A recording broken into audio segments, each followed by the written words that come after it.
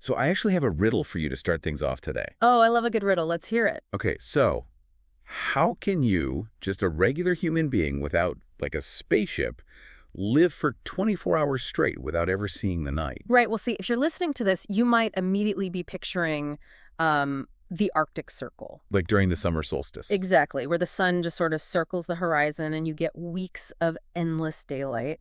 But based on the source material we are jumping into today, we are looking for a much more active and honestly a much more exhausting solution. Yeah, exhausting is definitely the word. So today we are taking a deep dive into an essay titled Chasing the Sun, Escaping the Night.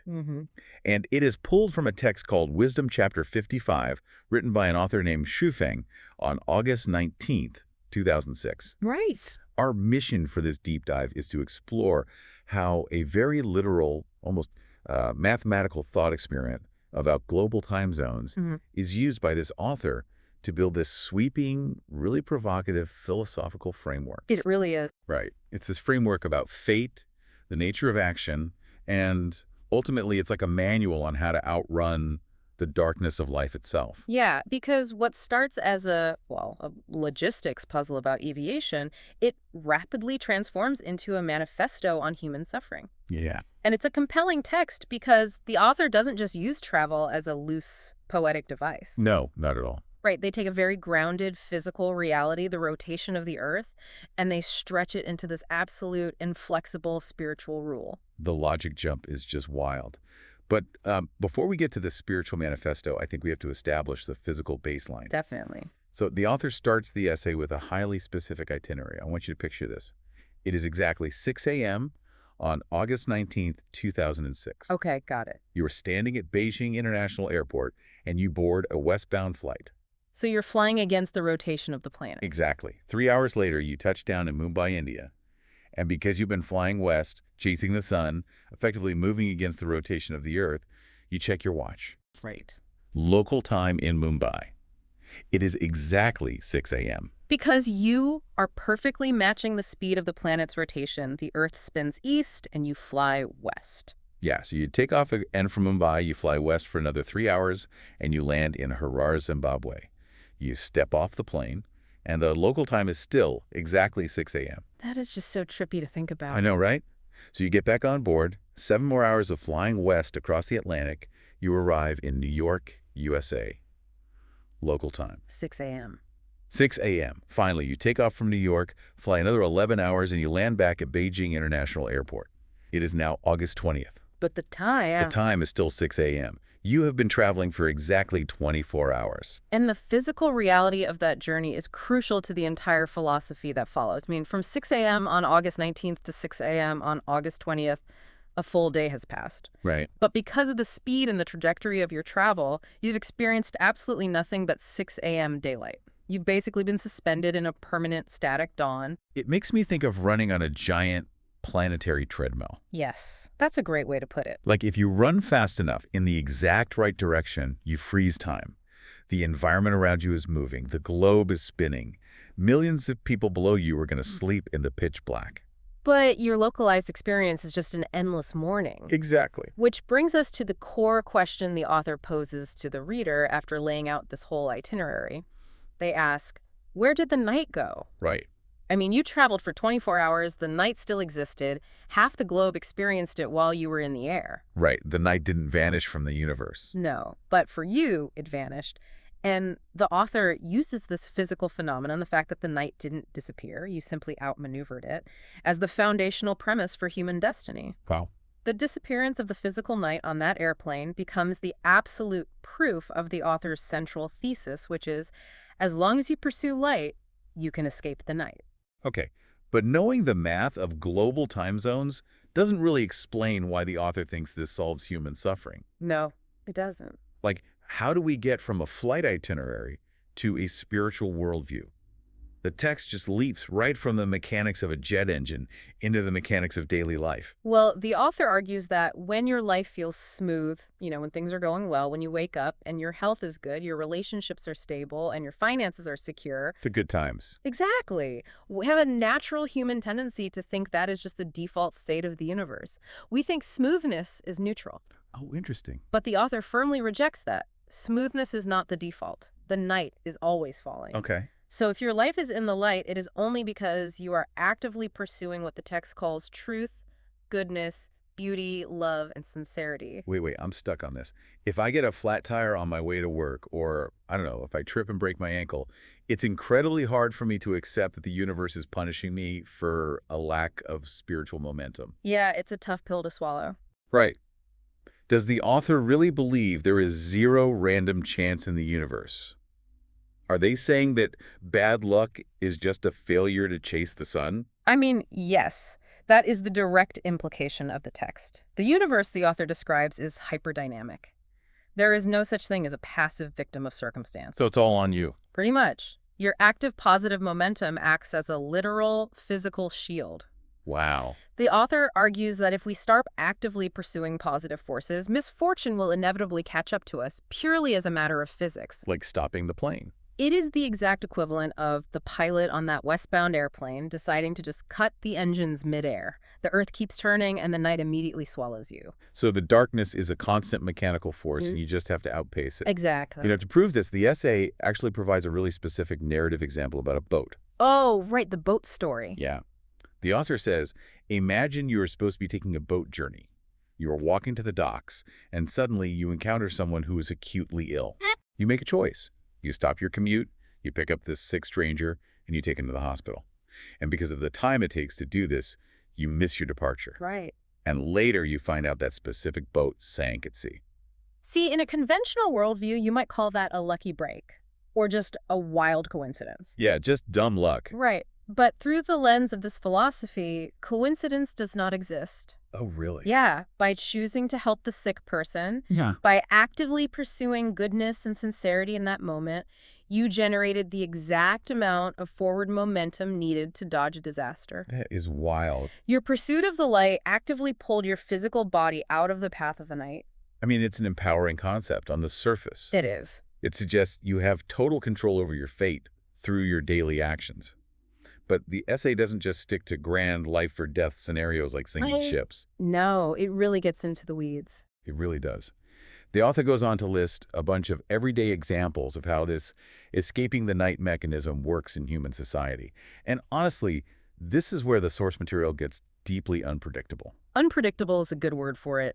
The list the author provides is a fascinating catalog because it blends high spiritual ideals with incredibly pragmatic, almost cynical, worldly survival tactics. Yeah, let me run through a few of these analogies. Go for it. So the author claims a servant who obediently follows an emperor escapes a certain kind of disaster. Okay, sure.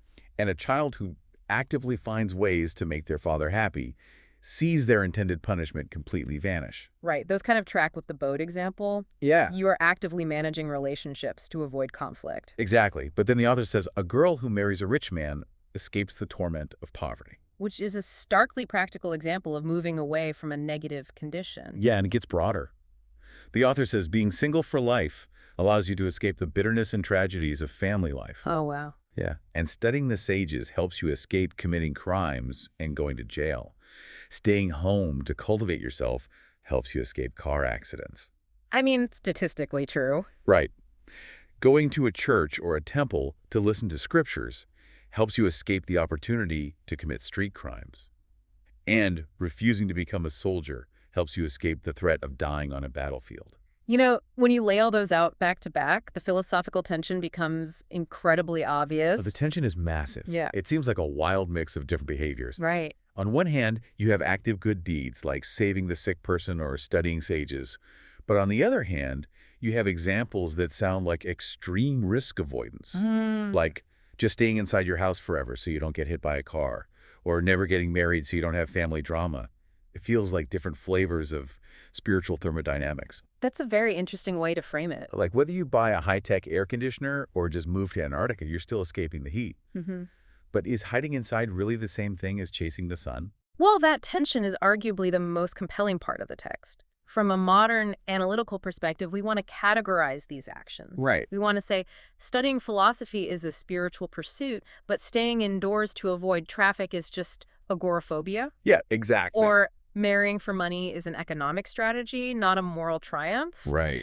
But the author does not differentiate between spiritual karma and physical causation. In this framework, avoiding the environments where darkness exists is, in itself, a form of spiritual pursuit. Oh, I see. Because the darkness is just a location you can choose not to visit. Precisely. You avoid ugliness by pursuing beauty. You avoid evil by pursuing good. Okay. If the street is where crime happens and the temple is where scripture is read, then physically moving your body from the street to the temple is the literal act of outrunning the night. So it's all about location. Yes. Yeah. If the battlefield is where death resides, refusing to go is pursuing life.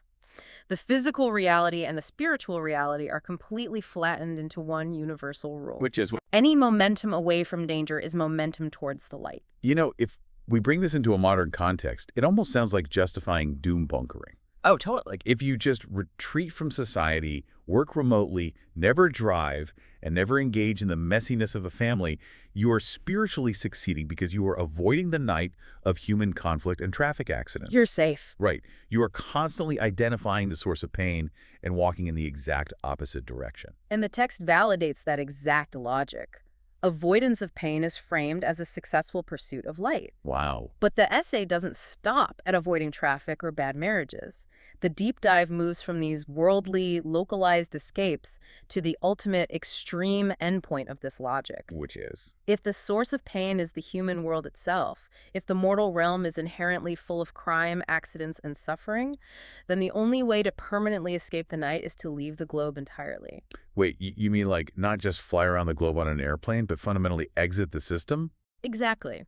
The author introduces the concept of escaping the human realm by pursuing what is translated as the immortal island archipelago of the Elysium world. The Elysium world. Right. The claim is that by pursuing this higher realm, one can dodge the mortal world altogether. Wow. The text acknowledges that the night still exists. The human world, with all its traffic accidents and sinking ships, it still exists. But they become completely irrelevant to you. So you tune your reality to a different frequency, where the static of the human world just doesn't broadcast anymore. That's a great metaphor, yes? And to ground this massive metaphysical claim, the text introduces a very specific group of people who are supposedly already doing this. They're referred to as the Chanyuan grass of life Chanyuan.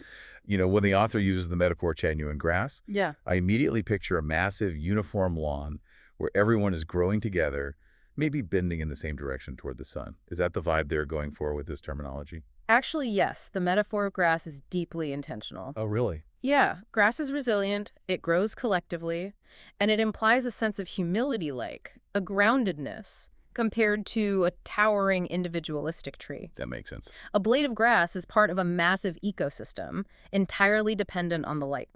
According to the author, the Chanyuan grass represents a collective of people who are actively, daily pursuing the highest realms of life and truth. Yeah. They are relentlessly chasing the goodness, beauty, and sincerity we discussed earlier. And what does the author claim is the reward for being this grass? Well, the text states that because of this joyful daily cultivation, because they fear God and walk God's path, this collective will successfully escape hell, they will escape the human realm, and they will avoid all falsehood and ugliness. Okay, we should pause and fully process the scale of what is being claimed in this source material. That's a lot. We started with a logical riddle about time zones in aviation. We moved to dodging bad luck by picking up a sick person or staying indoors to avoid cars. Right. And now, the text concludes with a group literally relocating their spiritual existence to a worldly paradise, while the rest of humanity remains trapped in the dark. It is a massive structural escalation of the initial airplane premise. Yeah, it really is. And as we unpack this, it's vital to note that our role isn't to validate the theology of life Chanyuan or debate the existence of this Elysium world. Right, of course. We are just looking at how the author uses their initial framework to build this worldview. And what they build is a reality of stark, absolute contrast. Like two completely different realities happening on the exact same planet at the exact same time. Yes. The text explicitly states that while others are suffering natural punishments or falling into the abyss, the Chanyuan grass remain in a heavenly kingdom. Misfortune simply moves further and further away from them. Which brings us perfectly back to the opening metaphor. The philosophy operates exactly like that westbound flight. It really does. Think about the passengers on that 2006 flight from Beijing to New York and back. Half the globe is shrouded in darkness. Billions of people on the ground are experiencing the night, dealing with the cold, the dark, the end of the day. Right. But the passengers on that plane, they're sitting comfortably in their seats, maybe reading a book, just bathing in continuous, uninterrupted 6 a.m. sunlight. Because they kept moving. Because they never stopped moving. In the author's framework, the daily spiritual cultivation of the genuine grass is the jet engine of that airplane. Oh, I love that. Right. That active pursuit of light is the mechanical thrust that keeps them suspended in the dawn, completely untouched by the darkness falling on the rest of humanity. You know, looking at the entire journey of this source material, it covers an astonishing amount of conceptual ground. It really does. The author takes a 24-hour flight schedule and turns it into undeniable proof of a universal law. And that law is, fate is not a passive experience. Exactly. The universe, according to this text, strictly demands participation. You are either actively pursuing the sun or you are being swallowed by the night. There is no neutral ground. Peace and safety are not given to you. They must be generated through constant, relentless, forward momentum. So whether you are flying a plane west to outrun a sunset, stopping your commute to help a stranger, staying inside to avoid a car crash, or dedicating your life to spiritual cultivation. Action is the engine. Action is the engine. Standing still is the only true danger. The mechanism is always the same. Pursuit equals escape. And that brings up a really profound, lingering dilemma for you to mull over as we wrap up this deep dive. Oh, what's that? Well, we've explored the author's claim that standing still allows the night to catch you, and that avoiding pain requires this active, unending sprint toward the light. Right. But if you think about the physical reality of running on a treadmill, or even the sheer logistics of staying on an airplane forever, what happens when you inevitably get tired? Yeah, it's the ultimate limitation of the human condition. We require rest. Exactly. Can a human being, or even a blade of grass, truly sprint against the rotation of the Earth forever? That's a great question. The author frames the night as something to be completely avoided, as a metaphor for crime, poverty, and suffering. But in the natural world, the night isn't just darkness. It's a period of necessary recovery. It's restorative. Right. If you spend your entire life engaged in extreme risk avoidance, fleeing every shadow, managing every variable to stay in a permanent dawn, the psychological toll must be immense. Oh, it'd be exhausting. It would. Is there a point where experiencing the night, the darkness, the stillness, the failure, the messiness of a family, or the unpredictability of the streets is actually necessary in order to even recognize the morning? Yeah, that contrast is important. If you never let the sun set, do you eventually forget what the dawn even feels like? That's profound. If you outrun the night forever, you might just find yourself trapped in a very bright, very exhausting kind of isolation. Yeah. Definitely something to think about the next time you find yourself trying to outmaneuver a bad day. Well, thank you for joining us on this deep dive into the mechanics of fate. Keep asking questions, keep challenging the texts you read, and wherever you are, keep chasing your own light.